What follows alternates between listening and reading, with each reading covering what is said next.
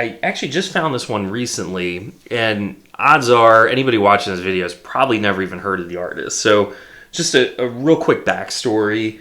There is a musician in Wisconsin. His name is Cory Chisel. You've probably never heard of him. Maybe you have. If you really follow the music industry, you might have heard of him. He kind of had a grassroots, a little bit of following. He started, it's like, I guess out of high school even.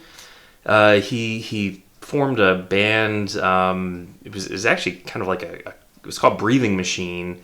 And they did like Christian music festivals. I wouldn't say they were a full-blown Christian music band, but that was kind of the angle that they were going for at the time. Very, spiritual. I've listened to the music, not exactly my cup of tea, but as he was, I guess, getting towards the end of that run, was getting a little bit more into just normal, or just what you would consider, traditional secular music, and he's very rootsy, Americana, country blues, a little folksy, a little, he kind of hits on a lot of different genres, along those lines. But he recorded an album under the name The Wandering Sons, and then he followed that up with another just EP, and these are just local releases and stuff. You'll never... You might be able to find them out there, but odds are it'd be a really tough dig to find these. And they're just CDs because, at that point, he's just releasing that kind of music. He's not putting anything out on vinyl, obviously. Then he records another album. Again, it's a local CD release. It's something that he's selling at his shows. But what's interesting about this is some of the musicians that he recorded this with. Members of the Wandering Sons, the name meaning that, it's musicians that are kind of coming in and out. So, on the album, you've got Miles Nielsen. If the name's familiar, it's because he's the son of Rick Nielsen from, Cheap Trick. And then playing drums, Bun E. Carlos, drummer for Cheap Trick. Also performing on this on electric guitar, Rick Nielsen, Cheap Trick. I mean, you've got some heavyweights weighing in on a relative unknown's, just independent release, which is pretty crazy. Fast forward a little bit, he puts out, that kind of led to, one of the tracks actually ended up on like a direct-to-video or a really low, like in and out of the theater Sam Jackson release, ended up on the soundtrack. Kind of caught some attention of, music label people. He got signed to this album, to this label called Black Seal, which was under RCA. Did a really small EP just to kind of like get him into the music industry and kind of get a little buzz around him. And I remember I was working at the newspaper up in Appleton, and we sent a reporter out to kind of cover his recording sessions in New York, and I guess he was catching the attention of some folks like Graham Nash and maybe it might have been Nora Jones and a few others like that, or Roseanne Cash. I can't remember exactly. He's kind of gone in and out of these circles. So then he went ahead and recorded, kind of like his first official label full-length release. And on this one, it was partially produced by Brendan Benson from the Raconteurs. He's got obviously Inner Circle with Jack White. The musicians on this release, it includes Matt Chamberlain on drums and obviously drummer from Smashing Pumpkins, Patrick Keeler, who's a drummer in the Raconteurs, Little Jack Lawrence, who's a bassist in the Raconteurs, was on this.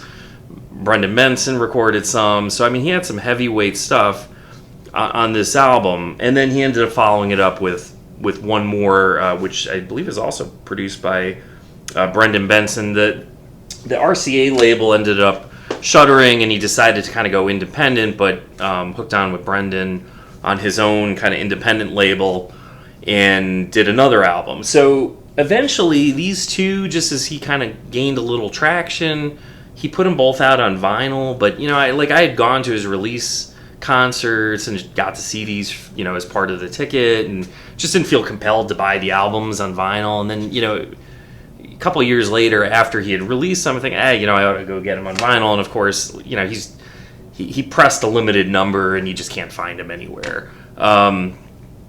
not too long ago, I was back up in Appleton. I hit a shop up there, the Exclusive Company, which is independent. They're sort of like a Bull Moose, where they got multiple locations, but just in the state of Wisconsin.